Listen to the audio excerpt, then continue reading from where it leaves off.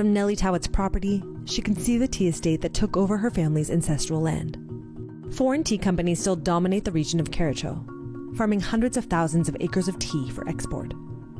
As tea farms expanded, Nellie and her family were left in poverty. Ninasikia uchungu sana. Mzungu anakula na mimi nalala njaa. Hakuna hata lanja hakuna. Sapa saa ingine tunakula mboga.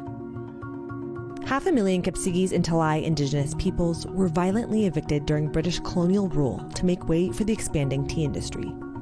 During these evictions, many Kipsigis reported they were raped, beaten, and tortured by British soldiers and colonial government officials. Nellie's family was evicted multiple times during this period and again in 1975, after Kenya had already gained its independence. Kuna siku mama yangu alikuwa anapiga ugali. Sasa trakta mbili hii haiko na nyororo, hii anavuruta nyumba, alafu hii ya trela tunapanda, tunahamishwa kwa landi. Mbuzi ikaenda. Sasa tukapaki tu hivyo. Tuliteseka sana vile tunaishi hivi. Unaona manyumba yamejaa hapa. Kama wazungu angeingia tungekuwa naishi Kitumbe saa hii. Yes. Nyumbani kwa kwetu. Shamba kubwa. Tulikuwa nalima tu vile tunataka. Na saa hii hakuna. Tea is one of Kenya's leading exports.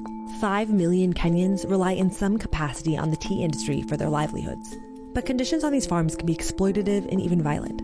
Most recently, a BBC investigation revealed more than 70 women working on tea plantations reported being sexually abused by their managers. One of the farms they worked on is operated by James Finlay Kenya.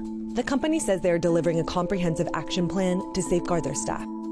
Kipsigis families often have no other choice but to work on farms like these or farm tea to sell to them. Anangojea utengeneze kwanza ndio ahamishe wewe kwa msituni tena. Tukasonga hivyo hakuna shule. Nellie is a widow and has 9 children. She sells the tea she grows on a small plot of land, but she can barely survive off the income. Hakuna, sinikukula tu. Saa hii naenda saa hii. Nikipata pesa saa hii, ninaenda kununua unga na bei kali. Labda tunakula moja kwa siku.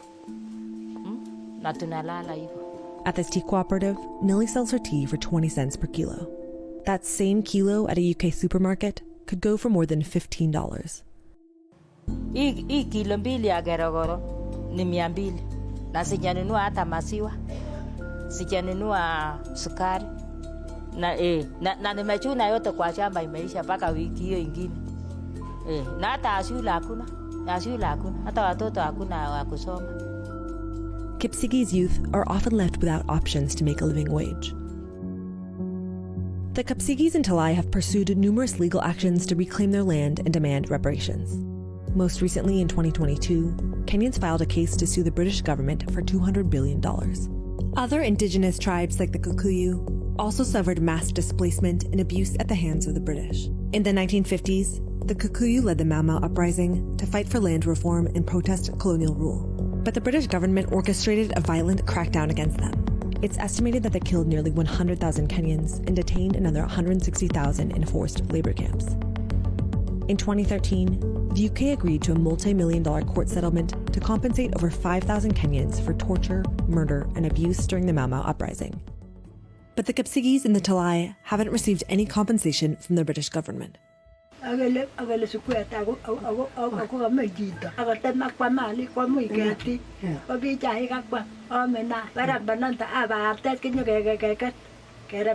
Peter says they have not seen success in court in nearly 20 years.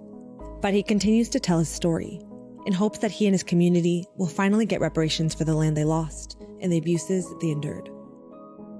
To King Charles, my message is to correct the mistakes of the settlers.